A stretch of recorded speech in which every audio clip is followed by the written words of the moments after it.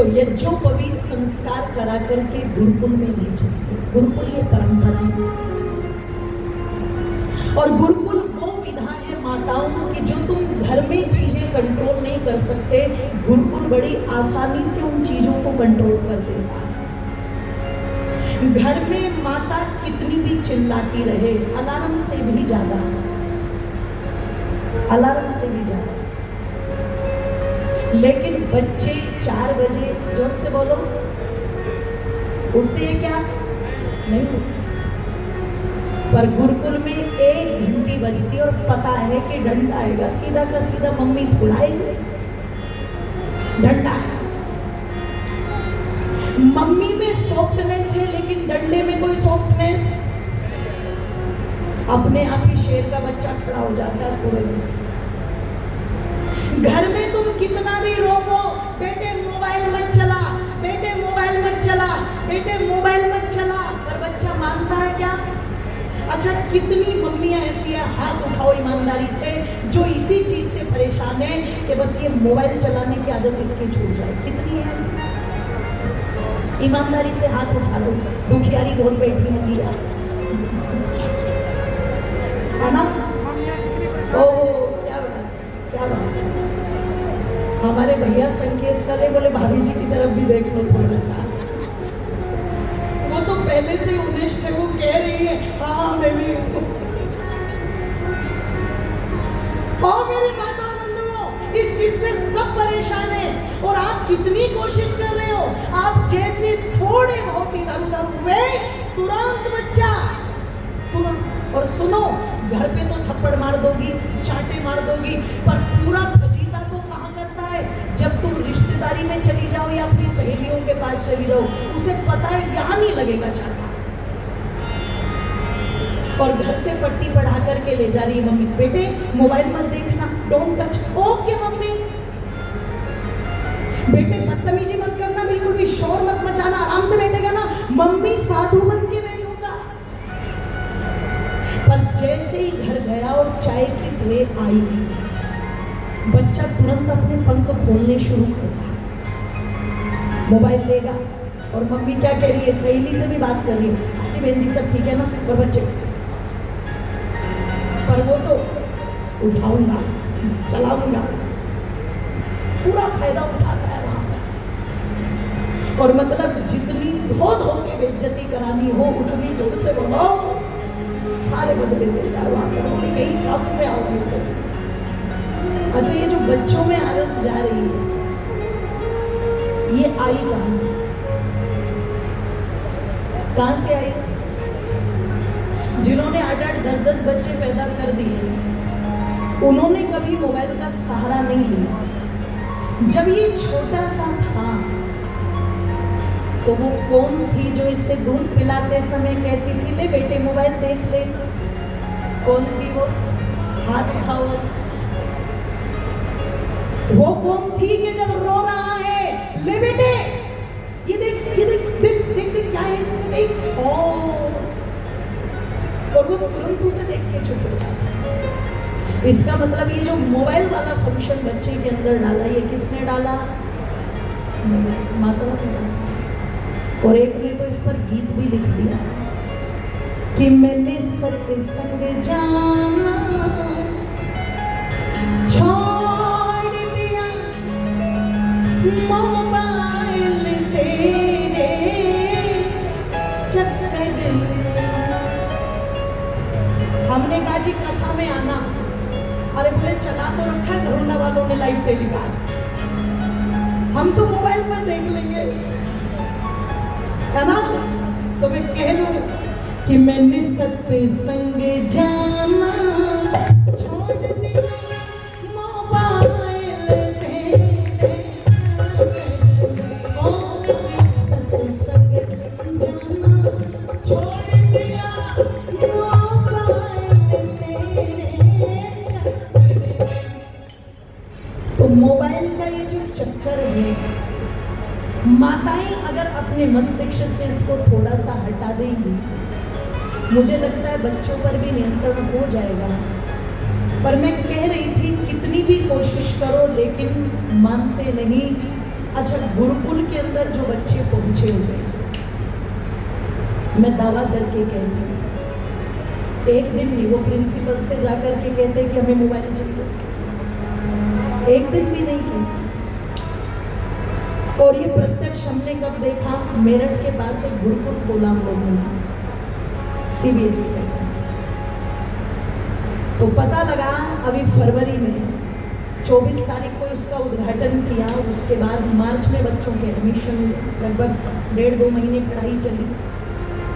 तो जिन माता पिता की शिकायत ये थी कि बच्चे हमारे मोबाइल के बिना तो रहते ही नहीं, 2 महीने बच्चे गुरुकुल में रहे, कोई इंटरनेट नहीं, कोई मोबाइल नहीं, कोई टीवी नहीं, एक भी बच्चे ने आकर के ये नहीं कहा कि मुझे मोबाइल चलाना, क्योंकि कहने का टाइम ही उसके पास नहीं।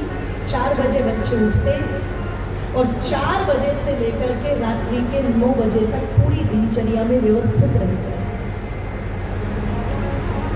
ओ मेरी माताओं, जो चीजें घर में नहीं हो पाती वो गुरुकुल में हो जाती है। इसलिए इस भारत के विद्या के जो केंद्र थे वो गुरुकुल थे। सौभाग्य से आपके आसपास भी बहुत सारे गुरुकुल हैं, नीलोखेड़ी के अंदर, कुरुक्षेत्र के अंदर, ज्योतिश्वर के अंदर। मैं निवेदन करूंगी अपने बेटे और बेटियों को गुरुकुल में अवश्य लगाएं, उस परंपरा में बच्चों को अवश्य डालें, क्योंकि इसी गुरुकुल परंपरा में, आइए हमारे मध्य में हमारे मुख्य अतिथि जी चल करके पहुंचे हैं। एक बार जोरदार तालियों से उसका स्वागत करेंगे।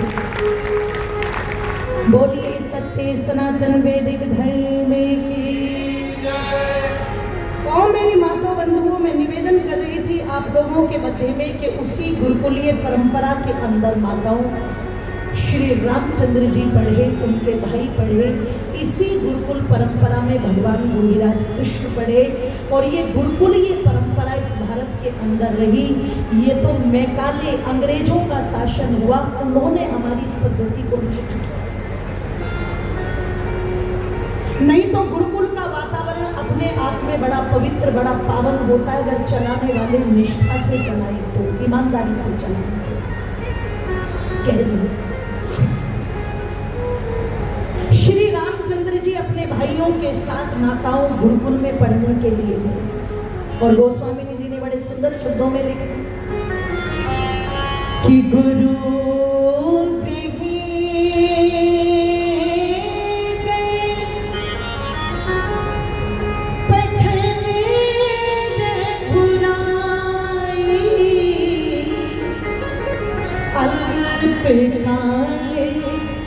विद्या सब पाए। गुरुकुल में विद्या प्राप्त करने के लिए गए, जिस समय गुरुकुल में गए थे आयु थी 8 वर्ष की, और जिस समय विद्या अध्ययन करके लौटे हैं वो माताओं आयु हो गई थी 15 वर्ष की। 7 वर्ष गुरुकुल में गए और इतनी योग्यता अर्जित करके आए, इतने उत्तम संस्कार लेकर के आए कि जिस समय गुरुकुल से लौट करके अयोध्या आए थे, कुछ ही समय हुआ था कि मुनि विश्वामित्र तुरंत आ गए अयोध्या में। और माता बंधुओं जरा ध्यान से सुनना, 7 वर्ष गुरुकुल में रहने का परिणाम ये हुआ कि रामचंद्र जी के गुणों की ख्याति, उनकी वीरता की ख्याति पूरे आर्यावर्त देश में फैली। हमारे मध्य में दादूपुर से भी चल करके आदरणीय हमारे बाबूजी और श्री अमित भाई जी पहुंचे हैं। जोरदार तालियों से एक बार स्वागत करेंगे। बोलिए सत्य सनातन वैदिक धर्म की जय। और मेरी माताओं बंधुओं, निवेदन कर रही थी आप लोगों के मध्य में, बस भैया पानी को रख दो अब एक तरफ, है ना। अब इनके खून में मुझे थोड़ी सी उष्णता लानी है। जल पिलाओगे तो फिर वो वातावरण नहीं बन पाएगा। अतिथि महानुभावों को जल पिलाओ। कह रही थी आप लोगों के मध्य में कि कहते हैं गुरुकुल से जब लौटे तो मुनि विश्वामित्र जी आ गए, और मुनि विश्वामित्र जी का आना सुन करके महाराज दशरथ को बड़ी प्रसन्नता हुई। क्योंकि सन्यासी आ जाए, विद्वान आ जाए तो गृहस्थी अपना सौभाग्य मानते थे माताओं। इसीलिए हमारे यहाँ घरों पर लिखा रहता था अतिथि देवो। ऐसे ही मुनि विश्वामित्र जो बड़े योग्य हैं, जब वो चल करके पहुंचे और राजा दशरथ हाथ जोड़ करके से सम्मान उन्हें लाए, उनके चरण धुलवाए, ऊंचे आसन पर बैठाया और बैठा करके पूछा, मुनिवर आपका आना मतलब मेरा सौभाग्य उदय हो गया। भोजन करा रहे हैं अपने हाथों से।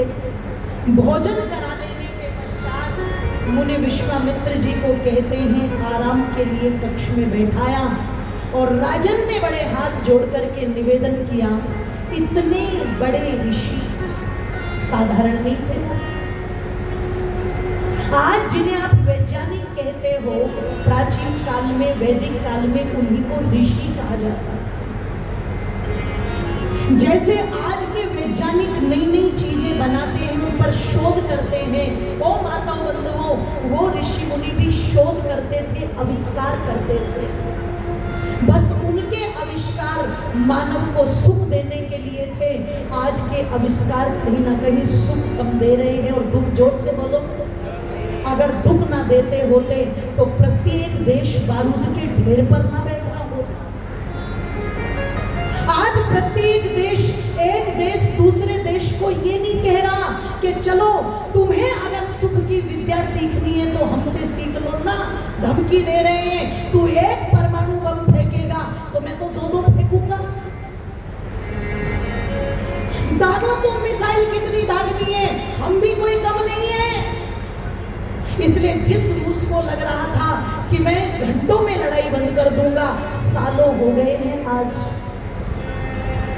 जिस हमास को लग रहा था कि मैं इजराइल का नामो निशान मिटा दूंगा, कई महीने व्यतीत हो चुके हैं। तुम्हें क्या लग रहा है ये गर्मी वातावरण में ऐसे ही बढ़ रही है ना? अरे ये यहाँ की गर्मी है, समझ रहे हो ना? ये मनुष्य के मस्तिष्क की गर्मी है और ये मनुष्य के मस्तिष्क की गर्मी पूरी प्रकृति के संतुलन को भी जोर से बोलो गर्म कर रही है। ये यहाँ की तपन है। लोगों चाय को उबलने में भी देर लगती है, पर मनुष्य के क्रोध को उबलने में आज जरा सी भी देर नहीं लगती। अगर ये क्रोध में उबाल ना होता तो मम्मी ने मोबाइल छीन लिया और बच्चे ने जाकर के चाकू गर्दन पर चला दिया। क्यों होता है ये? अगर ये मस्तिष्क में उबाल ना होता तो गाजियाबाद के अंदर अभी 10 दिन पहले क्या घटना थी? 2 गाड़ियां चल रही है रोड के ऊपर, पेरिफेरल के ऊपर, और एक ने ओवरटेक करके गाड़ी आगे निकाल दी। पीछे था फॉर्च्यूनर वाला, तो फॉर्च्यूनर वाले को लगा ये डिजायर वाला मुझसे आगे कैसे निकल गया। तुरंत पंजे पर दबाव डाला, रेस बढ़ाई, बराबर में आया, इशारा किया करना नीचे को। उसने शीशा नीचे किया, ठाई देसी गोली मार दी उसको। सोचो आप, ये दिमाग की गर्मी है। ये जो घर परिवार आज टूट रहे हैं, ये दिमाग की गर्मी है। इसलिए पहले बुजुर्ग लोग कहा करते थे, माथा ठंडा रख, पानी पी, लंबी सांस ले। आज सांस भी छोटी हो गई और बुद्धि इतनी मोटी हो गई कि कोई भी शांति से काम लेने को तैयार। जोर से बोलो, यहाँ की गर्मी सब जगह गर्मी है। वो जो ऋषि मुनि आविष्कार करते थे, वो सुख पहुंचाने के लिए आविष्कार करते थे। ओ मेरी माताओं बंधुओं, कहते तो राजा ने कहा, मुनिवर आप आए हो तो ऐसे ही छोटे कारण से तो नहीं आएंगे, कोई बड़ा कारण रहा होगा, आदेश। तो मुनिवर कहते हैं, राजन तुमने सत्य कहा और कारण से ही आया हूं, अकारण नहीं आया हूं। कारण क्या है? हमारा एक आश्रम है, सिद्धा आश्रम। ये पहले शिव का आश्रम हुआ करता था। शिव नाम के तपस्वी राजा हो रहे होंगे मानो। तो कहते हैं उनका आश्रम था। उसी आश्रम पर लंबे काल से शोध होते आए हैं और हम भी एक यज्ञ वहां पर कर रहे हैं जिस पर शोध हम कर रहे हैं, लेकिन वो यज्ञ पूरा नहीं हो पाता। तो राजा दशरथ ने कहा, क्यों मुनिवर, क्या सामग्री की कमी है, क्या औषधियों की कमी है, किसी पदार्थ की कमी हो तो आप बतलाइए, भंडार खोल देता हूं।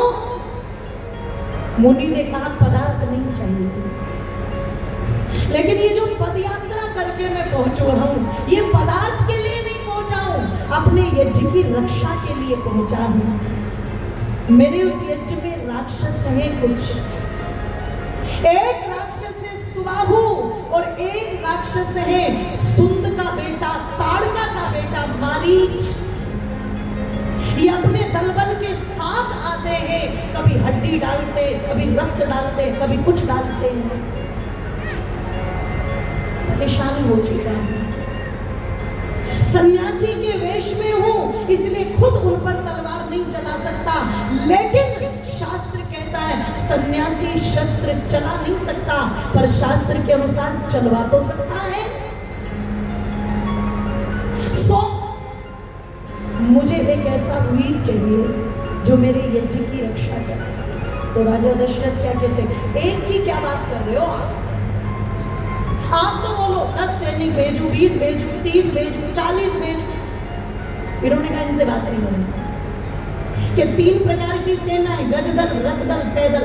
आज भी कितने प्रकार की सेना है, जोर से बोलो। ये उनको जरूर बता देना जो कहते भारत के लोग गवार थे, उन्हें मैनेजमेंट का पता ही नहीं था, मिस मैनेजमेंट था, अंग्रेजों ने आकर के मैनेज की। मिस मैनेजमेंट उनका था, हमारा करके चुके, हम वेल मैनेज। आज हो सकता है हमें विकासशील कह दिया जाए, पर ये जो सभ्यता है, ये जो धरती है, ये 3 युगों तक विकसित धरती रही है, जिसने दूसरों को विकसित करने का काम किया। ये तो आज दुर्भाग्य है कि नारा लगाना पड़ता है कि इसे विकसित करो। और मेरी माताओं बंधुओं को कहते हैं 3 प्रकार की सेना है, गजदल, रथदल, पैदल। कौन सी सेना भेजूं? मुनि विश्वामित्र कहते हैं, राजन सुनो, तुमने मेरी बात पर ध्यान नहीं दिया। हे रघुकुल के गौरव, मैंने तुमसे एक वाक्य कहा है, मुझे कोई वीर चाहिए, एक वीर। मुझे 10, 20, 30, 40 सैनिक नहीं चाहिए, गजदल, रथदल, पैदल वाली सेना नहीं चाहिए, केवल एक वीर चाहिए। तो राजा दशरथ कहते हैं, क्या आप मेरी बात कर रहे हो? अब मुनि विश्वामित्र ये तो कैसे कहते कि तुम बूढ़े हो चुके हो है जी, क्योंकि किसी को एकदम से कह दो बूढ़ा, चिढ़ पड़ता है आदमी। अगले दिन 5 बजे खड़े होकर के जूते पहन लेता है दौड़ लगाने वाले, कैसे कह दिया उसने मुझे बूढ़ा। उन्होंने ये तो कहा नहीं, पर ये जरूर कह दिया धीरे से कि राजन, न सेना की बात है, न सैनिकों की बात है, न बात तुम्हारी चल रही है। यहाँ बात उसकी चल रही है जिसकी रगों का रक्त अभी नया है, जो गुरुकुल से लौटा है, जिसकी वीरता की चर्चा आर्यावर्त में फैली हुई है। मैं उसको लेने के लिए आया हूँ, इसलिए कि दे दो राम मुझे और राजन, बात यही है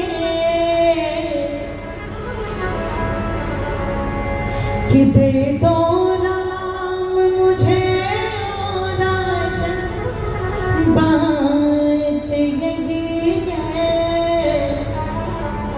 और तुम्हारा मुझ पर सबसे बड़ा उपकार होगा राजन कि मेरे यज्ञ की हो रक्षा, बस बात यही है।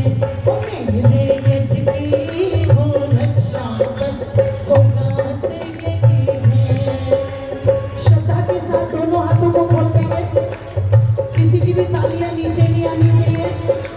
जिसको अपना सर्वाइकल ठीक करना है वो तालियां ऊपर, जिसको भी अपनी गर्दन का दर्द ठीक करना है वो तालियां ऊपर। 7 दिनों में बहुत आराम मिलेगा, ये गारंटी है। दे दो राम मुझे और राजन, बात यही है। दो राम मुझे और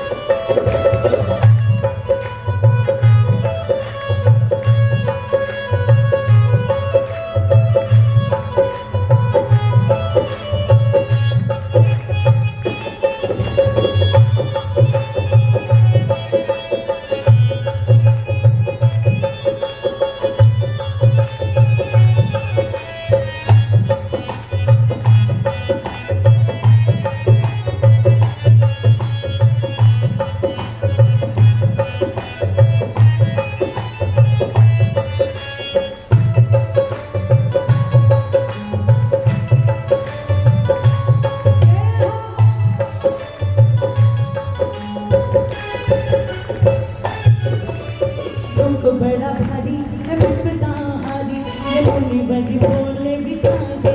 तो बड़ा भारी है विपदा हारी, ये मुनिवर बोले बिचारे। रक्त खट्टी यज कुंड में डाल देते निशाचर, रक्त खट्टी यज कुंड में डाल देते निशाचर। कष्ट देते ही रहते मुनियों को भगाकर, कष्ट देते ही रहते मुनियों को भगाकर। और कहूँ क्या राजन बस हालात यही है, और कहूँ क्या राजन बस हालात यही है। तेरे गज की वो रक्षा बस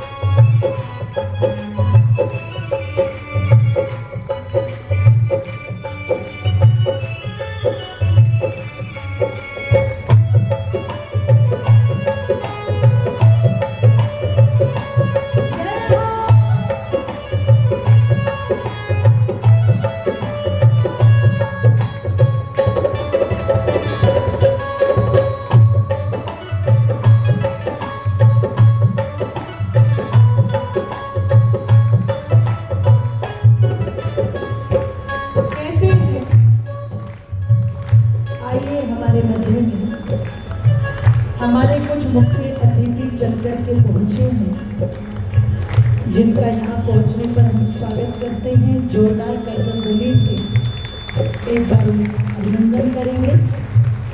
आदरणीय हमारे प्रधान जी उनको ओम पट्टिका पहना करके उनका स्वागत कर रहे हैं। शुभ नाम है हमारे अतिथि जी का चौधरी समादरणीय श्रद्धेय चौधरी विजयपाल जी, जो पहुंचे हमारे मध्य में। एक बार जोरदार तालियों से पुनः स्वागत कर रहे हैं। चौधरी विजयपाल जी के बेटे हैं, जो हमारी संस्था के संस्थापक रहे हैं, संरक्षक रहे हैं। हम उनका धन्यवाद करते हैं कि इस संस्था को आशीर्वाद मिला है आपके बड़ों से। आपकी भी शुभकामनाएं उसी रूप में मिल रही है। पुनः एक बार स्वागत करेंगे जोरदार। बोलिए सत्य सनातन वैदिक धर्म की। मुनि विश्वामित्र जी कहते हैं, हे राजन, ये जो कष्ट दे रहे हैं ये कष्ट छोटे कष्ट नहीं है राजन। पानी जो है वो अगर गर्दन से नीचे रहता तो हम झेल जाते, पर अब पानी गर्दन से ऊपर पहुंच चुका है, इसलिए बात झेलने के लायक नहीं है। इसलिए मैं तुम्हारे पास आया हूँ। और क्या बोले, तालियां खोल दीजिए। इसी कड़ी में आदरणीय हमारे लवलेश गुप्ता जी, जो प्रधान हैं अग्रवाल धर्मशाला के, वो भी हमारे मध्य में चल कर के पहुंचे। एक बार जोरदार तालियों से उनका भी स्वागत। हम सभी अतिथि महानुभावों का स्वागत करते हैं। निवेदन कर रही थी आप लोगों के मध्य में, मुनिवर कहते हैं छोटी बात होती तो झेल जाते, पर बात छोटी नहीं है, इतनी बड़ी है। तालियां खोल दीजिए ऊपर उठा करके एक साथ।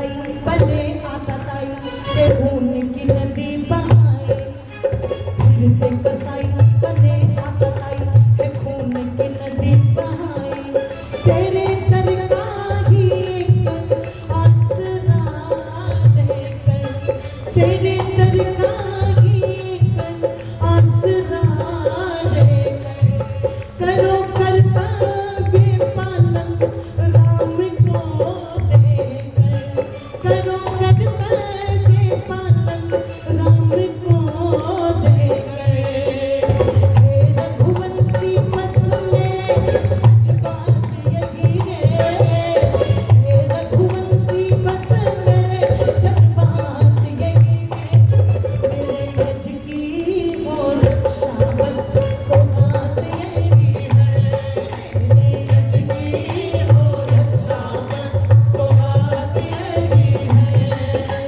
दे दो राम मुझे और राजन बात यही है, दे दो राम मुझे और राजन बात यही है, मेरे गज की हो रक्षा बस सौगात यही है, मेरे गज की हो रक्षा बस सौगात यही है, मेरे गज की हो रक्षा बस सौगात यही है, मेरे गज की हो रक्षा बस सौगात यही है, मेरे गज की हो रक्षा बस सौगात यही है, मेरे गज की हो रक्षा बस सौगात यही है, मेरे गज की हो रक्षा बस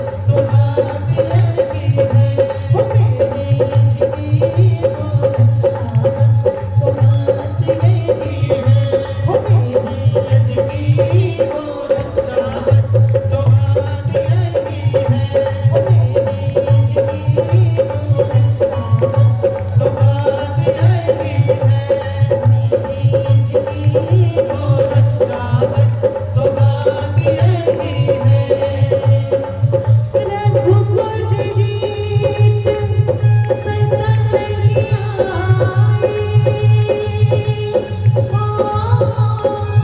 प्राण जाए पर बचने न जाए, बोलो राम बोलो राम बोलो राम राम राम बोलो राम बोलो राम बोलो राम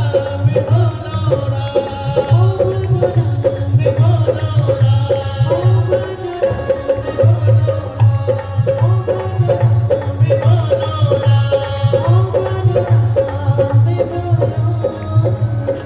राम बोलो बोलिए श्री रामचंद्र भगवान की, बोलिए जी भगवान की, बोलिए सत्य सनातन धर्म की, बोलिए जय श्री राम, जय जय श्री राम। मुनिवर कहते हैं जो बात मैंने तुम्हारे सामने रखी है ये वैकल्पिक नहीं है, इसलिए विकल्प मत, ना ही मुझे 10, 20, 30, 40 सैनिक चाहिए और ना ही मुझे तुम्हारी गजदल रंदन पैदल सेना चाहिए, मैं केवल राम को लेने आया हूं, मुझे राम चाहिए। तो जितनी श्रद्धा और निष्ठा के साथ ओ मेरी मां, मुनि विश्वामित्र जी ने राम को मांगा था, उतना ही दुख व्यक्त करते हुए, पीड़ा व्यक्त करते हुए महाराज दशरथ के पैर कांपे और दोनों हाथ जोड़ लिए और राजा घुटनों पर बैठ गए। आप सोचो,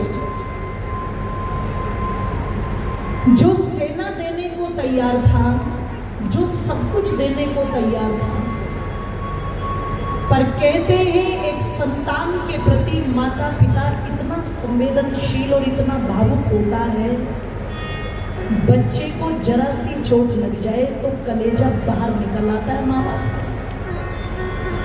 और कई बार तो मैंने हरियाणा की माताओं को देखा है, अगर जरा से बच्चे ने चोट लगवा ली और बच्चा आया ना पास में, तो अब वालियों का तो मुझे पता नहीं, नया मॉडल बदल गया हो तो पता नहीं, पर पुरानी वाली मैंने झेल रखी है इसलिए पता है।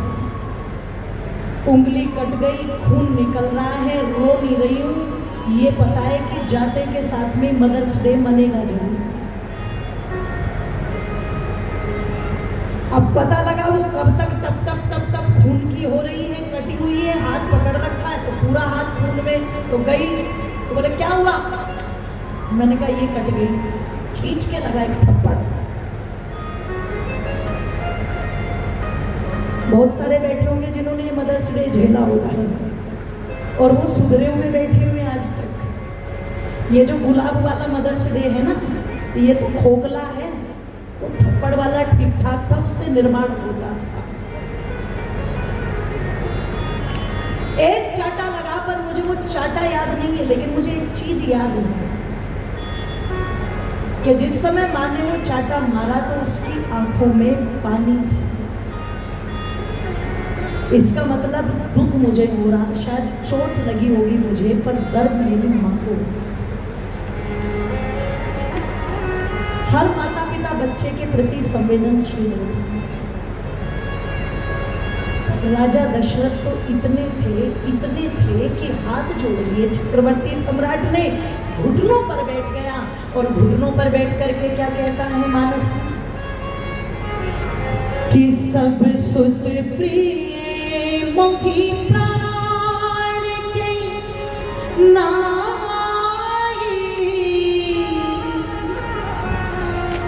राम देत नहीं बने गोसाई। आप जो चाहे सो मांग लो, मैं आपके यज्ञ की रक्षा करूंगा, मैं राजा हूं, मेरा कर्तव्य है, कर्तव्य है। गौ की रक्षा करना, ब्राह्मण की रक्षा करना, यज्ञ की रक्षा करना, अपनी प्रजा की रक्षा करना, ये मेरा कर्तव्य है मुनिवर। और इस कर्तव्य का पालन करते करते यदि मैं मृत्यु को भी प्राप्त हो गया तो भी मैं शिकायत नहीं करूंगा। जो चाहिए सब ले जाओ, मेरे प्राण तक मैं देने को तैयार हूं, पर मेरे राम को नहीं। क्यों? उन 16 वर्षों में राम, 15 साल का है मेरा राम, बालक है, जो जिसने युद्ध स्थल को आज तक नहीं देखा। 8 वर्ष का मेरे आंगन में घूमा करता था, मैंने गुरुकुल भेज दिया, अभी गुरुकुल से लेटा है, आज तक मैंने उसे युद्ध क्षेत्र नहीं दिखाया है। ठीक है, उसने वहां कुछ गुरुकुल में वीरता के काम कर दिए होंगे, उसकी ख्याति फैल गई होगी, मैं मना नहीं करता, लेकिन मेरे पुत्र ने आज तक युद्ध का मैदान नहीं देखा, वो युद्ध क्या लड़ेगा? और मुझे तो ये भी नहीं पता कि वो राक्षस जिन्हें आप बता रहे हो मारीच और सुबाहु है जी, उनका सरगना कौन है? कोई तो होगा उसामा बिन लादेन टाइप, यही तो है अल-कायदा का संगठन। और क्या है? ISIS क्या है? यही तो है ना, जो बारूदी ढेर पर बैठ करके धमकी दे रहे हैं, दुनिया को उड़ा देंगे, खत्म कर देंगे, नस्तो नाबूद कर देंगे, नाराए तकबीर, ये पागलपनी तो है। और जो लोग कहते हैं सतयुग में तो सब अच्छा था, त्रेता में तो सब अच्छा था, ये पागलपन हमेशा से चलता है। पर कह दूं, इन पागलों को ठीक करने वाले भी हर युग में रहे हैं, ध्यान रखिए, पहले भी थे, आज भी हैं, आगे भी होंगे, है इनको ठीक करने वाले। अगर कोई पागल हैदराबाद की धरती पर खड़े होकर के ये बोल दे कि सिर्फ एक दिन चाहिए, बस एक दिन, अगर पुलिस को एक तरफ कर दो और मिलिट्री को एक तरफ कर दो और हमें बिल्कुल फ्री हैंड कर दो, तो हम एक ही दिन में पूरे भारत में हरे झंडे लहरा देंगे, लाल झंडे नजर नहीं आएंगे। अगर कोई पागल ये घोषणा करता है तो चिंता मत करो, उनकी उस बात का उत्तर देने वाले आज भी वीर शूरमा हैं कि फिर पंजाब की धरती से शेर की तरह दाड़ करके कहते हैं, साहब आप एक दिन की बात करते हैं,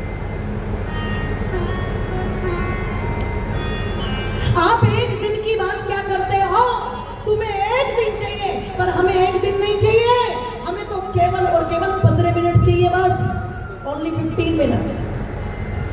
अगर 15 मिनट हमें मिल जाए तो तुम भारत के झंडों की बात कर रहे हो? अरे हम भारत की तो छोड़ो, हम तो लाहौर की संसद पर जाकर के तिरंगा लहरा देंगे, इतनी ताकत है हमारी भुजाओं में। माताओं ने वीरों को पैदा करना बंद नहीं किया, आज भी माताएं शेर पैदा करती हैं, आज भी माताएं शेरनियां पैदा करती हैं। ओ मेरी माताओं, निवेदन कर रही थी आप लोगों के मध्य में कि राजा ने कहा, मैं तो ये भी नहीं जानता कि वो किसके राक्षस है, किसके द्वारा पाले पोषे जा रहे, कौन दे रहा उनको ताकत। तो मुनि विश्वामित्र ने कहा, राजन कोई और नहीं है, वही है जिसने कुबेर से लंका को छीन रखा है, वही है जिसने त्राही त्राही मांग मचा रखा है, वो रावण, ये उसी के राक्षस हैं। और राजन तुम विचार करो कि ये बढ़ते बढ़ते बढ़ते बढ़ते आज हमारे आश्रम तक आ पहुंचे हैं। आज अगर ये हमारे आश्रम तक आ पहुंचे हैं, कल को सीमाओं तक नहीं पहुंचेंगे, निश्चित मत रहना। जिन लोगों को लगता था पहले कि धर्मांतरण केवल आसाम में है, केवल मिजोरम में है, केवल बिहार में है, बंगाल में है, अपने इर्द गिर्द झांक करके देख लीजिएगा। जो पंजाब वीरों की भूमि रही, देशभक्तों की भूमि रही, उस पंजाब के कोने कोने में धर्मांतरण का जहर फैलता। हरियाणा में हो सकता है मेट्रो सिटी जिनको हम कह दें वहां कम लगे, या वेल डेवलप जो कॉलोनी है वहां पर वो लोग ना जाते हो, पर जिन रास्तों से गुजरते हुए हम अक्सर अपने मुंह पर रुमाल रख लिया करते हैं, जिन रास्तों से गुजरते हुए हम अक्सर गाड़ी की स्पीड बढ़ा देते हैं, अपने चलने की स्पीड बढ़ा देते हैं, जिस रास्ते से चलते हम अक्सर कह देते हैं अगली बार यहां से मत लाना, कोई दूसरे रास्ते से लाना, देखो तो सही कितनी बदबू है। उस बदबू में आपके ही भाई, आपकी ही बल, आपकी ताकत, आपकी मेजॉरिटी रहती है। आप नहीं पहुंच रहे हो वहां, तुम नहीं जा रहे हो, पर कोई जरूर जा रहा है, कोई जरूर जा रहा है। और उसे तलवार और बंदूक लेकर के, चाकू लेके जाने की आवश्यकता भी नहीं पड़ रही है, वो बस कुछ दवाइयां लेके जाता है, कुछ कपड़े लेके जाता है, कुछ भोजन के सामान लेके जाता है और तुरंत उनको अपनी तरफ कर लेता है।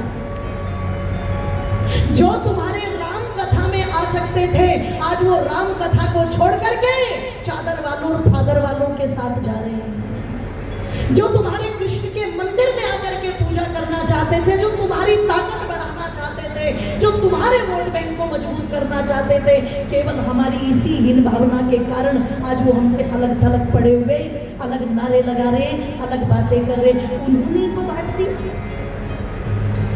कह तो दिया उन्होंने, तुम राम को रखना चाहते हो ना रखो। एक समय था कि हम तुम्हारे मंदिर में आना चाहते थे, पर अब हमें नहीं चाहिए तुम्हारे मंदिर, नहीं चाहिए तुम्हारे कृष्ण, नहीं चाहिए तुम्हारे हनुमान, हमारे लिए हमारे वाल्मीकि ठीक है, हम वाल्मीकि को रखेंगे, तुम रखो राम को अपने पास। पर मैंने कल कहा था, ऐसा कहने वाले एक बार भी ये नहीं सोचते, एक बार भी ये नहीं सोचते अगर वाल्मीकि जी का नाम आया तो राम के कारण, और राम का नाम आया तो वाल्मीकि जी के कारण। ये दोनों एक दूसरे के पूरक हैं, ये दोनों एक दूसरे के बिना अधूरे हैं, ध्यान रखिए, इतना भी नहीं सोचते। इस पर बात करेंगे, जरूरी है, मुद्दा है ये आज का बड़ा भयंकर मुद्दा। ये इतना भयंकर मुद्दा है जो तुम्हें तुम्हारा भविष्य दिखा रहा है। मैं नहीं मानती कि कोई हाथ की लकीरें पढ़ करके तुम्हारा भविष्य तुम्हें बता देगा, लेकिन ये जो इतिहास है, ये इतिहास के पन्ने तुम्हें तुम्हारा भविष्य जरूर दिखाते हैं कि सोचो सोचो, तुम सतयुग में, त्रेता में, द्वापर तक पूरी दुनिया में फैले हुए थे। तुम्हारे यहाँ यज्ञ करते थे महाराज युधिष्ठिर, तो उसमें अमेरिका के राजा, चीन के राजा, भगवत दत्त, बब्रुवाहन, गांधार नरेश है जी, भीष्मक आदि सब राजा चल करके आते थे। आज क्या बात हो गई, आज क्या बात हो गई कि जो पूरी दुनिया में फैले थे, जिनका अस्तित्व नहीं था आज से 2500 वर्ष पहले, उन्होंने कैसे अपने 145 देश बना लिए। जिनका आज से 1600 पहले नामो निशान नहीं था, उन्होंने कैसे अपने 45 देश बना लिए। और तुम पूरी दुनिया में फैले हुए, तुम भारत में भी खुल करके ये नहीं कह सकते कि हम भारत को आर्य राष्ट्र घोषित करते या हिंदू राष्ट्र घोषित करते। बोलो कह सकते हो क्या? कहो तो एक बार झड़ी लग जाएगी नारों की तुरंत ही। कैसे कह दिया आपने? देश तो सबका है, देश तो सबका है। मतलब जितनी अकड़ इस भारत की धरती पर दिखाई जाती है ये कहने में कि देश तो सबका है, कोई अरब आदि कंट्री में जाकर के बोल सकता है कि देश तो सबका है? जोर से बोलो। चाहे ईसाइयों की मेजोरिटी है, कोई जाकर के बोल सकता है कि देश तो सबका है? तुरंत पड़ेगा तुम्हें। कैसे कह रहे हो हमारा है? जिनका नामो निशान 2500 वर्ष पहले नहीं था, वो 145 देशों को लेकर के खड़े हैं। 1600 वर्ष पहले वाले, निवेदन कर दूं आप लोगों के सामने, वो भी एक तरफ खड़े में 45-50 देश लेकर के, जो पूरी दुनिया में फैले हुए थे, वो अपनी देश में कई जगह परायों की तरह हो चुके। परायों की कुछ तो बात होगी, कुछ तो कमी है। और जानते हो ये कमी क्यों हुई? ये कमी बस वही थी जो मुनि विश्वामित्र कह रहे हैं, जो समस्या वहां पहुंच चुकी है उसे यहां पहुंचने में देर नहीं लगेगी। पहुंच रहे हैं वो सब जगह, लगे हुए वो दिन रात अपने मिशन में। उनकी गलती नहीं है, वो पूरी समर्पण से उस मिशन में जुड़े हुए हैं। उन्हें पता है, उनके 4 साल के बच्चे को पता है साहब, आपके 25 साल के नौजवान को पूरे सप्ताह में एक दिन ये नहीं पता कि मुझे उस दिन किसी आर्य समाज में हवन में जाना है कि नहीं जाना है। पर उनके 4 साल के बच्चे को ये पता है अच्छी तरह से, जुमे का दिन है, मुझे नहा धो करके और अपना ड्रेस कोड पहन करके कहाँ जाना है। पता है कि नहीं पता है? बोलो पता है, उसे पता है। आपके वालों को नहीं पता। आपके वालों को तो अगर कह भी दिया जाए ना, बेटे सत्संग में चल, माँ क्या कर रही हो तुम? सत्संग और मेरे लिए, मतलब अब मेरे ये दिन आ गए इतने पूरे कि मैं सत्संग सुनूंगा। मेरा क्या लेना देना सत्संग से? ये तो बुढ़ापे का सब्जेक्ट है। क्यों? उसे बाहर से नहीं पता लगा, घर में ही पता लगा। उसे घर से ही पता लगा कि मम्मी सज धज के किटी पार्टी में जा रही है, और जो घर में बूढ़ी हो चुकी है दादी, वो माला लेकर के कोने में बैठ के राम राम राम राम कर रही है। किसी यूनिवर्सिटी ने नहीं बताया उसको ये अंतर उसको घर से ही पता लग रहा है कि जो पापा है वो गिलास लेकर के चीयर्स, अभी तो खाने पीने मौज मस्ती के दिन है, और दादाजी बेचारे बैठ करके धर्म का उपदेश कर रही है, टीवी पर भागवत कथा देख रही है। वो बच्चा देख रहा है संसार को, तो उस बच्चे को पता है कि ये जो भगवान वाला सब्जेक्ट है ना, ये कब आता है? जब चारपाई बेडरूम से बैठक तक पहुंच जाती है, ये तब आता है। ये बुढ़ापे का सब्जेक्ट है। उसे कोई कान पकड़ करके ये बताने वाला नहीं है घर के अंदर कि सुन ध्यान से छोरे। रामचंद्र जी को जब मुनि विश्वामित्र लेने आए हैं तो बूढ़े नहीं थे रामचंद्र जी। कितने साल के हैं? जोर से बोलो। 15 साल के।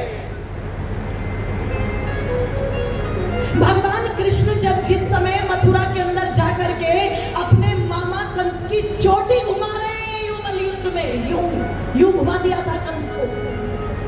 आयु जानते हो कितने साल की थी? 14 साल की। सोच करके देखो, आज की युवा पीढ़ी को कोई ये बताने वाला नहीं। पलने में हनुमान जी है, पन्ना टूट गया और कहते जिस शिला पर गिरे वो शिला टूट गई। वो हनुमान जी भी बूढ़े नहीं थे, वो भी बचपन में थे। कोई ये बताने वाला नहीं है। इस कहावत को माता भूलो मत के पूत के पैर पालने में दिखते। ये बड़ी गजब की कहावत है, याद रखो इसे। वो पूत के पैर पालने में दिखते नहीं है, पूत को पालने से बनाने की प्रक्रिया, जोर से बोलो, आरंभ होती है, ताकि उसके जो चरण हैं वो अच्छे आचरण की तरफ चले। इसलिए पालने को जोड़ा गया। ओ मेरी माताओं बंधुओं, महाराज दशरथ जी कहते हैं, जो पहले ही घबराए हुए थे, जब मुनि विश्वामित्र जी ने कहा ये रावण के राक्षस, तो बोले महाराज कुछ भी मांग लो पर राम को नहीं। तो मुनि विश्वामित्र जी खड़े हुए कि सुन, अगर तुझे राम के सिवा कुछ नहीं दिखता ना दशरथ, तो मुझे भी राम के सिवा, जोर से बोलो, मुझे भी राम के सिवा कुछ नहीं दिखता। अगर तुम्हें राम के सिवा कुछ नहीं चाहिए, तुमने कहा सब सुत प्रिय मुझे प्राण के नहीं, राम देत नहीं बने वो सारे। अगर तुम्हें सारे बेटे प्रिय हैं और उसमें भी राम सबसे ज्यादा प्रिय है, तो सुनो, मुझे भी तुम में कोई रुचि नहीं, तुम्हारी सेना में कोई रुचि नहीं, मेरी भी रुचि राम में। और राम नहीं तो मेरा यहाँ कोई काम नहीं। मैं चला पर ओ बड़ी बड़ी बातें करने वाले, बड़ी बड़ी डींगे मारने वाले, ये याद रखना, अब तक तो तेरे कुल पर पैर रखने वाले ऋषि मुनि मानधाता जैसे राजाओं का गुणगान करते थे, दिलीप जैसे राजाओं का गुणगान करते थे, जिन्होंने नंदनी गाय को बचाने के लिए अपने आप को सामने रख दिया था। रघु का गुणगान करते थे, अज का गुणगान करते थे, असमंजस का गुणगान करते थे, स्वयं मनु का गुणगान करते थे, इक्ष्वाकु का गुणगान करते थे। लेकिन अब से ये अयोध्या का इतिहास बदलेगा, वाक्य बदलेंगे और वाक्य बदल करके कहेंगे इस कुल के अंदर एक ऐसा कायर राजा भी हुआ था जो पुत्र मोह में आकर के पूरे आर्यवर्त देश को हानि पहुंचा करके गया था। आने वाली पीढ़ियों को सिंह तुझे याद रखना। ये कहकर के चले तो मुनि वशिष्ठ जी कहते हैं, राजन पैर पकड़ लो, रोक लो, ये सौभाग्य रूठ करके जा रहा है, और अगर ये सौभाग्य रूठ करके चला गया तो सुनो, जिस सम्मान को बनाने में तुम्हारी 35 पीढ़ियां खप गई, वो सम्मान यहाँ पल भर में धूल में मिल जाएगा। बोलो मिल जाता है कि नहीं मिल जाता है?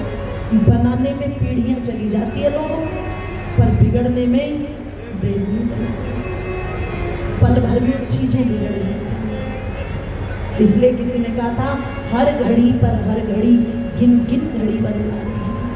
हर घड़ी पर हर घड़ी हाथों से निकली जा रही जो घड़ी हाथों पर बंधी वह न रहने पाएगी, और जो घड़ी हाथों से निकली वह न वापस आएगी। आज अगर ये मुनि विश्वामित्र रूठ करके चले गए तो ये समय लौट करके आएगा नहीं, इन्हें रोको।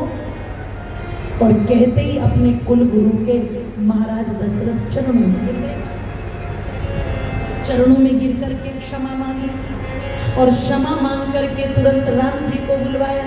और कहते हैं जैसे ही रामचंद्र जी आए तो उनके पीछे पीछे लक्ष्मण जी भी, जोर से बोलो, क्योंकि ऐसा लगता है इन चारों भाइयों की जोड़ी ऐसी थी, एक के साथ एक मुफ्त। अगर राम जी आएंगे तो मतलब लक्ष्मण जी तो आना ही, भरत जी आएंगे तो शत्रुघ्न को तो आना ही। इसलिए कहते रामचंद्र जी ने एक दिन लक्ष्मण जी से कहा था, लक्ष्मण सबकी परछाई काली होगी, पर मैं कितना सौभाग्यशाली हूं कि मेरी परछाई काली नहीं है।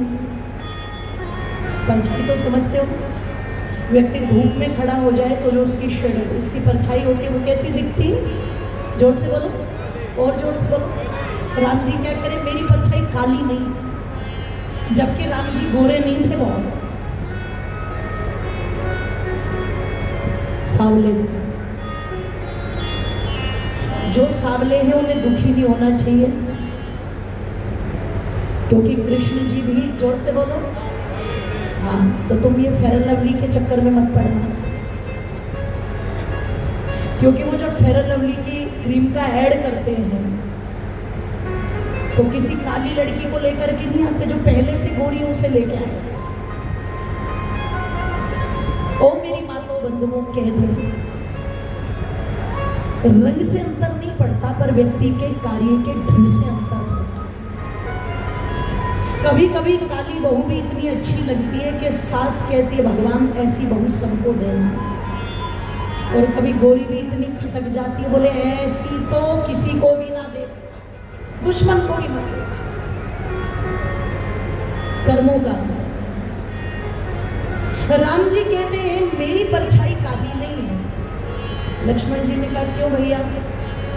बोले लक्ष्मण वो इसलिए, मैं जब भी पीछे मुड़ के देखता हूं,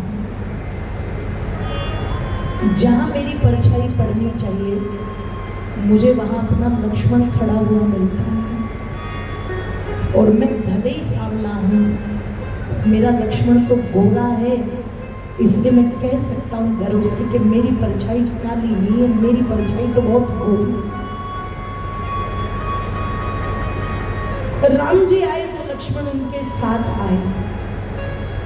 महाराज दशरथ ने कहा बेटे, मुनि विश्वामित्र जी की यज्ञ की रक्षा के लिए तुम्हें जाना है, तो कह दो माताओं, ये नहीं कहा कि पिताजी हमें क्यों भेज रहे हो ना, बस राम है क्या? राम वो है जो हाथ जोड़कर के धर्म के लिए एक ही बात कहते हैं, जो पालन होगा। पिता ने कहा, तैयारी की, तुरंत क्या तैयारी की? ये तैयारी नहीं की कि माता सुमित्रा कह रही है ला बेटे घी दे दूं, लड्डू बना करके दे दूं। आज तो पढ़ने भी जाएंगे तो ये जो दादी और माँ है घर में, रुक जा घी के लड्डू बना दूं, हलवा बना दूं, घी भी धर दूं, ये भी रख दूं, जैसे ये बॉर्डर पे जा रहा हो अभी से ना। तैयारी क्या थी?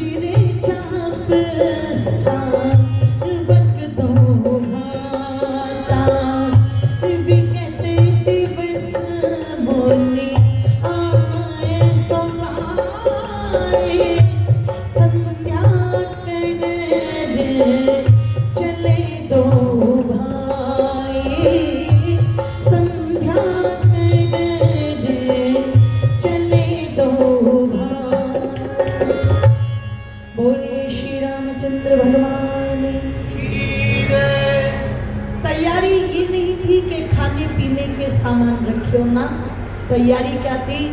तरकश को बांधा, धनुष को कांधे पर लिया, और ओ मेरी माताओं बंधुओं, अपनी कमर पर पीले रंग का पीत वस्त्र बांधते थे श्री रामचंद्र जी लक्ष्मण जी। वो कस लिया, कहते ना कमर कस के तैयार हो गए। बस ये तैयारी थी, ये तैयारी। पिता से आशीर्वाद लिया, माताओं से आशीर्वाद लिया, गुरु से आशीर्वाद लिया और चल पड़े। राजाओं की संतानें रक्षा करने के लिए जाती थी, और उसका कारण जानते हो क्या है? हमेशा जो सुधार होता है वो भी ऊपर से होता और बिगाड़ होता है। जोर से बोलो। स्वामी रामदेव जी एक बात कह करते हैं कि जब रामदेव साइकिल पर चलता था ना, बिना चप्पलों के, तो कोई नहीं सुनता था, पर बोले रामदेव का थोड़ा सा कद बढ़ा तो लोगों ने रेडियो पर कान लगाए 2010 से पहले कि बाबा कुछ तो बोलेगा। कुछ तो बात होती है जो व्यक्ति शीर्ष पर पहुंचता है, प्रेरणा तो बनता है वो समाज के लिए। इसलिए महर्षि दयानंद जब भी गए तो राजे रजवाड़ों को चेतावनी देने के लिए गए, ध्यान रखना, क्योंकि बिगाड़ वहीं से हो रहा था, सुधार की संभावना भी। जोर से बोलो, अरे इसीलिए तो कह दिया था राजा को, तू शेर का पुत्र होकर के और एक कुतिया पर अपने प्राण छिड़क रहा है, तुझे शर्म आनी चाहिए। अरे शेर तो वो होते जो समाज और राष्ट्र की रक्षा के लिए अपना बल लगाते, और तूने अपनी ताकत इसकी पालकी उठाने में लगा रखी। तुझे लज्जा नहीं चाहिए। कह दो आप लोगों के सामने ये बिगाड़ और सुधार ऊपर से चलता है, ऊपर का सिस्टम ठीक है तो नीचे का सिस्टम अपने आप ठीक हो जाता है। कैसे? जैसे ये महाशय, समझ रहे हो ना, कहाँ है? जब तक ये वाला ठीक काम कर रहा है ना, ऊपर वाला शरीर बिल्कुल ठीक ठाक काम कर रहा है, और जरा सा कोई सिस्टम ढीला हुआ डिप्रेशन के कारण, तनाव के कारण, और मस्तिष्क में आ गई गड़बड़ी, तो जिस सरसादी लाल ने भगत सिंह, राजगुरु, सुखदेव को बड़े टेक्निकल तरीके से छल करके, कपट करके, कह दो एक तरह से फांसी के तख्ते तक चढ़वा दिया था, और मेरी माताओं बंधुओं, जिसको उस समय की ब्रिटिश गवर्नमेंट 3-3 शुगर मिल का मालिक बना करके गई थी। एक बार यमुना कूद करके शामली में प्रवेश कर जाना, तुम्हें रेलवे रोड के पास में आज भी एक मिल मिलेगा जिसके ऊपर नाम लिखा हुआ है सरसादी लाल शुगर मिल। खतौली वाला तो बिक गया, मंसूरपुर वाला बिक गया, शामली वाला आज भी उसी के नाम पर चल रहा है। जिसने फांसी दी हो, जो जेलर रहा हो, 3-3 शुगर मिल का मालिक बना गई हो ब्रिटिश गवर्नमेंट, लोगों के ताने सुन सुन करके ये दिमाग में गड़बड़ी आ गई थी, ये ऊपर वाला बिगड़ गया। 3-3 शुगर मिल का मालिक मुजफ्फरनगर में लोगों की झूठी पत्तले चाट चाट के मारा। आपने देखा होगा, जोधपुर के अंदर में गई तो वहां पर एक ओम आश्रय करके आश्रम बना हुआ है, वो कोविड समय में बना, और जिन्होंने वो बना रखा है उन्होंने कहा कि बहन जी कोविड में मैं सुबह सुबह घूमने चला जाता। एक दिन मैंने सड़क पर देखा एक व्यक्ति अपनी बाल फाड़ रहा है, अपनी उंगलियां ऐसे रख रख के ईंट मार रहा है, खून निकल गया उसका, सारे शरीर पर घाव, अपने बाल नोच डाले, अपनी उंगलियां सारी फोड़ रखी थी पत्थर से। दिमाग में कमी आ गई, जब भी वो दौरे पड़ते तो अपने आप को नोचता। और मैंने उसकी रक्षा के लिए कि पुलिस के पास जाऊं कि कहाँ जाऊं, बहुत कोशिश की, कोई तैयार नहीं उसे अपनाने के लिए। मैं उसे अपने घर ले आया तो मेरी श्रीमती जी ने और तलाक की धमकी दे दी मुझे, तो मैं उसे लेकर के अपने खेत पर गई। मुझे जिद चढ़ गई कि इसे तो मैं नहीं छोड़ूंगा, इसकी सेवा तो मैं करूंगा चाहे कुछ भी हो। खेत पर जाकर के उसकी सेवा की। वो पागल था एक तरह से, मुझे हानि भी पहुंचाता था, गालियां देता था गंदी। पर पता नहीं मेरा भी कौन सा संस्कार जागा कि मैंने ठान लिया कि तू गाली दे या ताली दे, कुछ भी दे, पर तेरी सेवा तो मैं करूंगा। पता नहीं क्या भाव जागा, उसकी सेवा करते करते जो जीवन में आनंद कभी नहीं महसूस हुआ, उसकी सेवा में ऐसा लगा जैसे जीवन यहीं पर बस यही चाहता था। मैंने तुरंत अपने बेटे से कहा, बेटे सारी संपत्ति तेरी, पर अपने बाप को कितनी संपत्ति दे सकता है ये बता। बेटे ने कहा, पिताजी सब कुछ आपका ही तो है। इसने कहा, नहीं, तेरा हिस्सा मैं तुझे बांट के दे रहा हूँ, पर कुछ भी ये जमीन अपने नाम रखना चाहता हूँ। उस जमीन के अंदर मैं इन्हीं लोगों के लिए आश्रम बनाऊंगा। एक छोटी सी जमीन से शुरुआत की, आज जोधपुर का माना हुआ संस्थान बन चुका है। क्योंकि जब कोई प्रोत्साहन लेकर के चलता है, और आसान नहीं है वो चीजें, वो कहाँ गंदगी कर देंगे, वो क्या कह देंगे, आसान नहीं है। हमें लगता है कहने में आसान है, पर आसान नहीं है। अपने जीवन का उद्देश्य ही वही बनना है। आज वो परिवार भी उसी कार्य में जुड़ा हुआ है सब, और कर रहे वो सेवा। तो जिस समय वो मुझे उस संस्था में ले गए कि मैं आपको एक बात लेके चलूं, मैं गई तो उन्होंने मुझे वहां पर एक लड़का दिखाया जिसका बाइक से एक्सीडेंट हो गया था। और आपको जानकर के हैरानी होगी माताओं, यूनिवर्सिटी टॉपर था वो लड़का, यूनिवर्सिटी टॉपर। पर एक्सीडेंट में दिमाग में ऐसी चोट लगी, याददाश्त चली गई, दौरे पड़ने लगे। घर वालों पर कई बार उसने ऐसे हमले कर दिए कि उसकी जान चली जाए या घर वालों की चली जाए। मजबूरी में आके घर वालों को वहां छोड़ना पड़ा।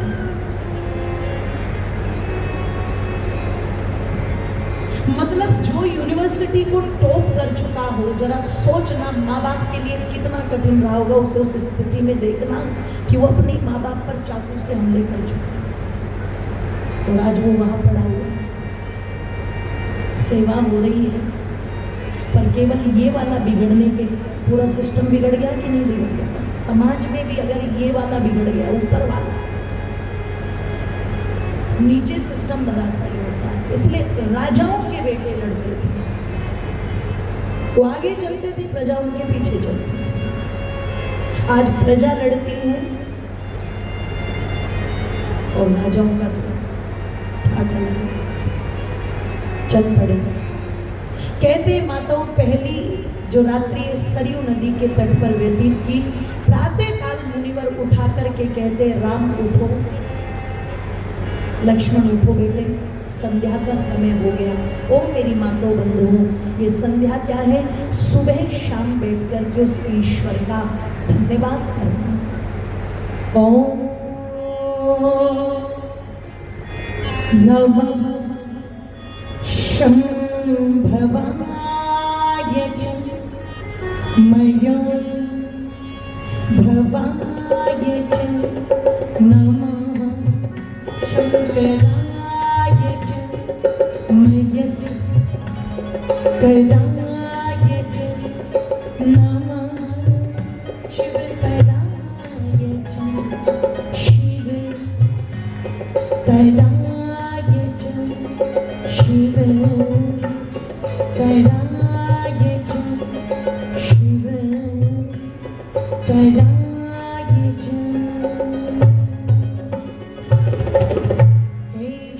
दयानिधे भवत्कृपयानेन जपोपासनादिकर्मणां धर्मार्थ काम मोक्षाणां सिद्धिर्भवेत्।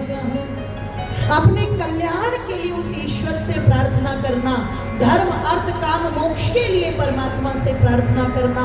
ओ माताओं, ये संध्या है, 19 मंत्र हैं संध्या में।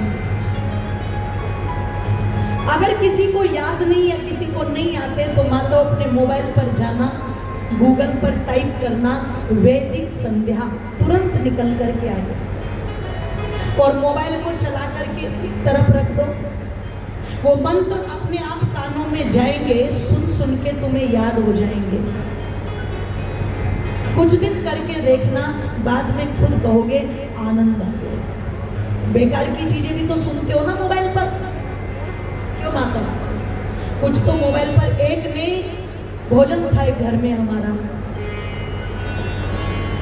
तो जब घर पर पहुंचे उनके पतिदेव गाड़ी लेकर के गाड़ी से नीचे उतरे, घर के अंदर प्रवेश किया तो देवी जी मोबाइल, वो रसोई में रोटी बना रही है और मोबाइल चल रहा है। और मोबाइल पर कौन सा भजन चला रखा है? दामन नीचे पहरी जुत्ती, बड़गी देखो चीज कसूती और गजबड़। मैंने कहा भैया ये जुत्ती रोटियों में भी आएगी क्या? अरे गायत्री मंत्र चला करके ही बना देती भोजन, तो भोजन कम से कम प्रसाद तो बन जाता। ध्यान रखिएगा, ये जो विचार हम सुनते हैं यही तो कहीं ना कहीं काम करते हैं एक तरंगों के। कोई भजन सुनो, कोई मंत्र सुनो, कोई अच्छी बात सुनो, तो सुबह और शाम दोनों समय मोबाइल चला करके रख दो। वो 10-15 मिनट में वो सारे मंत्र जो है 19 मंत्र वो बोले जाते हैं। ये संध्या है, ये राम जी भी करते थे। आज तो लोग राम का नाम लेते, पर राम किसका नाम लेते थे जानते हैं कोई? किसका नाम लेते थे राम? बोलो, चल तालियों को खोल दो। ना ना ना, चुनाव लड़वा रहे हो, क्या करना है इसे मुझे? राम जी जिनका नाम लेते थे, 2 मिनट उनका नाम ले लेते हैं। किनका नाम लेते थे रामचंद्र जी? कि ओम नाम जपने सुबह शाम जप ले, यूं ही सारी उम्र चली जाए ना, ओ तेरी सारी उम्र चली जाए ना। आनंद के साथ एक साथ सभी अपनी तालियों को खोल देंगे, सबके सब भजन के साथ। ओम नाम जप ले सुबह शाम जप ले, ओम नाम जप ले सुबह शाम जप ले, यूं ही सारी उम्र चली जाएगा, तेरी सारी उम्र चली जाएगा, ओ यूं ही सारी उम्र चली जाएगा, ओ तेरी सारी उम्र चली जाएगा। दोनों हाथों को एक साथ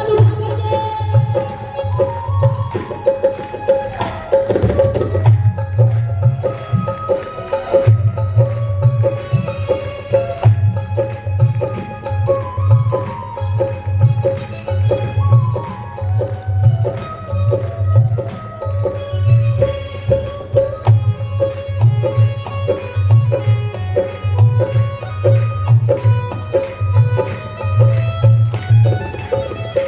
जय हो।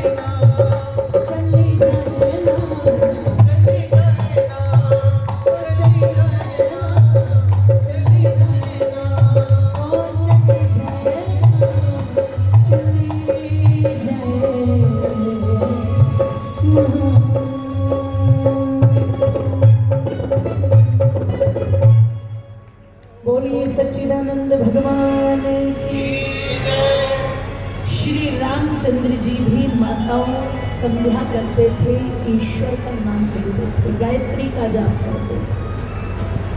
और अगर श्री रामचंद्र जी भी करते थे तो मैंने कल क्या था कि हमें वही करना है जो राम जी करते थे। तो हमें भी संध्या करनी, जोर से बोलो, गायत्री का जाप करना, यज्ञ करना।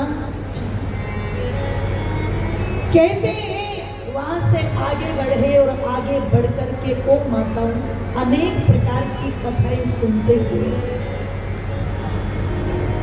आगे बढ़े थे। एक वन में प्रवेश किया, जिस वन में भयानक ताड़का नाम की राक्षसी रहती थी, जिसने मलद और करुष जैसे देशों को उजाड़ दिया था। जब कहते हैं वो सामने आई तो मुनि विश्वामित्र कहते हैं राम बस ये सोच लो कि आरंभ यहीं से हो चुका है, पहले इसी का काम तमाम करो। अब एक बात कह के वाणी को विराम दे देती हूँ। निवेदन कर दूं आप लोगों के सामने, आपने रामचंद्र जी की पूजा की, आपने कृष्ण की पूजा की, कोई कमी नहीं छोड़ी पूजा करने में, लेकिन एक बार विचार करना जो राम के जीवन में सिद्धांत रहे, क्या हमने उन पर भी कभी विचार किया, कभी अमल किया? अगर उन पर विचार करेंगे, चिंतन करेंगे तो शायद हो सकता है आज तक जो आपने श्री रामचंद्र जी के प्रति दृष्टिकोण रखा वो बदल जाए। आओ इस दृष्टिकोण में बदलाव क्या करना है इसकी चर्चा कल करूंगी। जो रामचंद्र जी इतने दयालु, इतने कृपालु हैं कि पत्नी का हरण होने पर भी माता शबरी के आश्रम में गए थे और माता शबरी के समीप बैठ करके जिन्होंने उनकी पूरी वार्ता को सुना था, निवेदन कर दूं वही राम उस ताड़का को देख करके कैसे क्रोधित होते। वो भी स्त्री है और वो भी स्त्री है, पर उन दोनों की दोनों स्त्रियों में क्या अंतर है और क्या राम बतलाते हैं कि किसके साथ क्या व्यवहार करना है। क्योंकि ऋषि लिखते सबसे प्रीति पूर्वक व्यवहार करो, धर्मानुसार व्यवहार करो, पर व्यवहार में यथा योग्य भी बर्ताव होना। जोर से बोलो। चाकू डॉक्टर का भी चलता है, चाकू बदमाश का भी चलता है, पर अंतर तो है, अंतर तो है। गोली एक गैंगस्टर भी चलाता है, गोली एक फौजी भी चलाता है, पर दोनों में अंतर तो है। नारी तो माता शबरी भी थी और नारी ताड़का भी थी, पर अंतर तो था।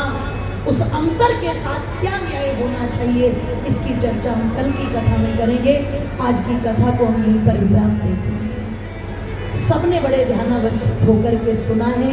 मैं जितना धन्यवाद आप सभी श्रोता बंधुओं का, अपने आए हुए अतिथि महानुभावों का, मुझे बड़ी प्रसन्नता है। हमारे बहुत सारे अतिथि चल कर के पहुँचे हैं, पूरी टीम हमारी घरों की यहाँ पर बैठी हुई है। और इसी कड़ी में हमारे कुंजपुरा रोड करनाल से जो हमारे प्रधान हैं सनातन धर्म मंदिर के, वो पूरी टीम के साथ चल कर के पहुँचे। एक बार जोरदार तालियों से सभी का धन्यवाद करती हूँ। और ये जो हमारी कथा है 2 दिन व्यतीत हो गए और कितने दिन रह गए हैं? जोर से बोलो। 5 दिन रह गए। आइए आज जो यहाँ चल कर के पहुँचे और अपने साथ सबको लेके आए वो तो धन्यवाद के पात्र हैं, पर कल ये पूरा पंडाल हमारा भर जाए। ये तभी होगा जब आपका संकल्प बहुत दृढ़ होगा। ऐसा वातावरण हमें बनाना है तो सभी अधिक से अधिक संख्या में पहुँचे। हमारे कुंजपुरा से सनातन धर्म मंदिर के जो प्रधान जी हैं, समिति द्वारा उनको सम्मानित किया जा रहा है। जोरदार तालियों से एक बार स्वागत करें। अब कथा के बाद में हमारे आदरणीय प्रधान जी कुछ सूचनाएं देंगे। ओम शांति शांति शांति। समिति की तरफ से हमारे जो दूसरे मुख्य अतिथि उनका स्वागत किया जा रहा है, हमारे मध्य में पहुंची हैं। और देखो ये रिश्ते में भी है ना, तो एक बार इनका भी स्वागत जोरदार तालियों से करेंगे। तो ये जो हमारे घरोंदा वाले हैं ना, ये सम्मान कराने में बहुत कंजूस है, नाम नहीं चाहते, सम्मान नहीं चाहते। और प्रधान जी ने इसीलिए उनकी ओर से पूरी जो हमारी घरोंदा की समिति है, हमारी वेद कथा की, राम कथा की, उनका भी स्वागत सम्मान यहाँ पर हो रहा है। आप सभी जोरदार करतल ध्वनियों से एक बार स्वागत करेंगे।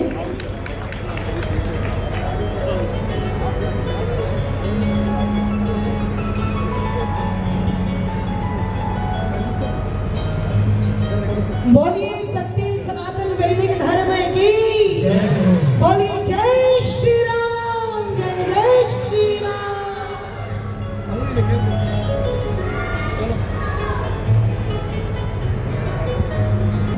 बहुत बड़ा योगदान है। जोरदार तालियों से पूरी टीम चल करके पहुंची है, जोरदार तालियों से स्वागत करेंगे। बोलिए सत्य सनातन वैदिक धर्म की जय। आइए उनका भी स्वागत समिति के माध्यम से हो रहा है। हमारे प्रधान जी, मंत्री जी, उप प्रधान जी, हमारे गोपीनाथ जी सभी स्वागत कर रहे हैं।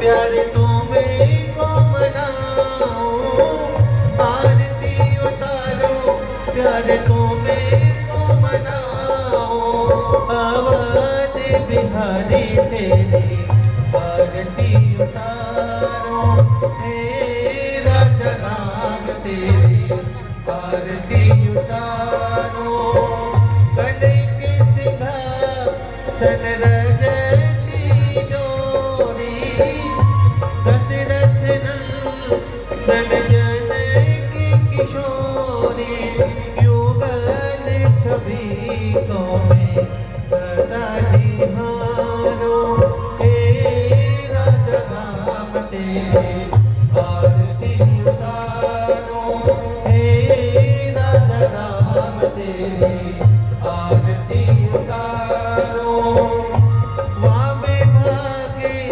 शोभती जग जननी, वामे भागे शोभती जग जननी, चरणी विराजत है सुति अंजनी, तेरा जनाब तेरे आरती उतारो, आरती हनुमत के मन भाए, राम कथा नित शिवे की गाए, राम कथा है रे तय में उतारो, तेरा जनाब तेरे आरती उतारो, तेरा जनाब तेरे आरती उतारो, चरणों से निकली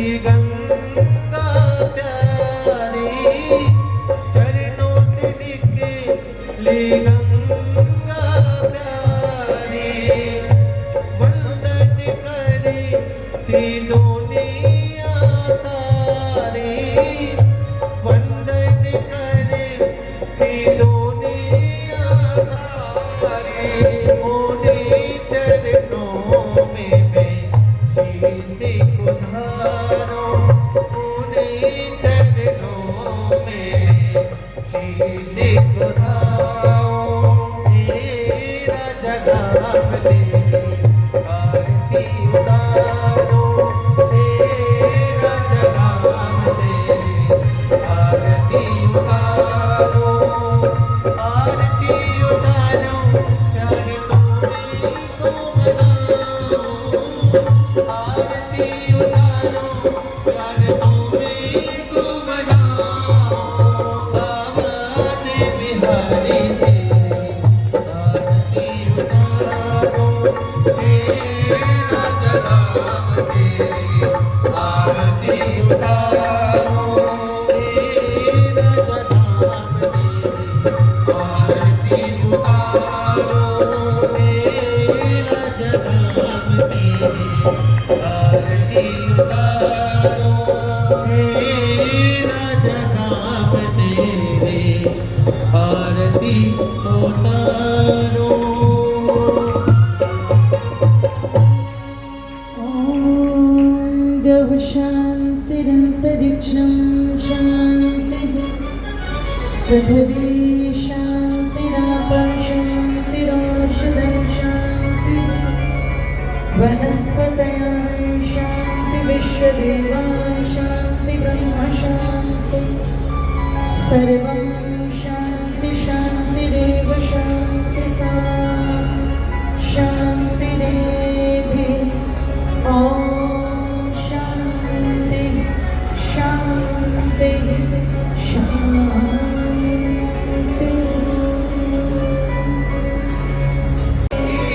बोलिए भारत माता की जय।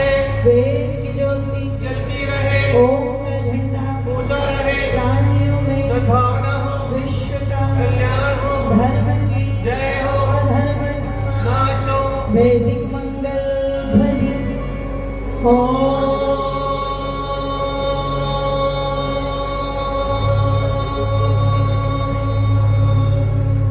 सर्वेभ्यो